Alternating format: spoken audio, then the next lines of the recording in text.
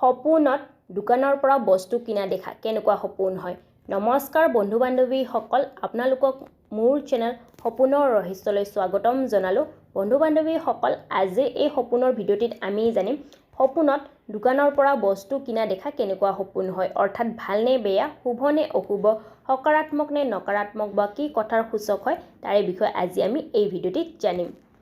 বন্ধু বান্ধৱীসকল, সপোনত দোকানৰ পৰা বস্তু কিনা দেখা অৰ্থ জনাৰ আগতে যদি আপোনালোকে মোৰ চেনেললৈ নতুন হয় তেন্তে মোৰ চেনেলটো ছাবস্ক্ৰাইব কৰি তাৰে ওচৰত থকা নটিফিকেশ্যন বেলখন প্ৰেছ কৰি অল কৰি থৈ দিব, যাতে মই আগলৈ এনেকুৱা সপোনৰ বিষয়ে ভিডিঅ' আনিলে আপোনালোকে প্ৰথমতে নটিফিকেশ্যন পাই যায়।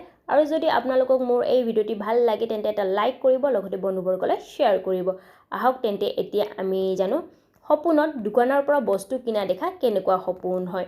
বন্ধু বান্ধৱীসকল, সপোনত দোকানৰ পৰা বস্তু কিনা দেখা ভাল সপোন মনা হৈছে। স্বপ্ন জ্যোতিষ শাস্ত্ৰ অনুসাৰে যদি কোনোবা ব্যক্তি বা মহিলাই সপোনত যদি দোকানৰ পৰা বস্তু কিনা দেখে তেন্তে এই সপোনে এইটোৱে সংকেত কৰে যে আহিব লগা সময়ত বা ভৱিষ্যতত তেওঁৰ কোনো ধৰণৰ ধন লাভ হ'ব পাৰে। এই সপোনে এইটোৱে সংকেত কৰে।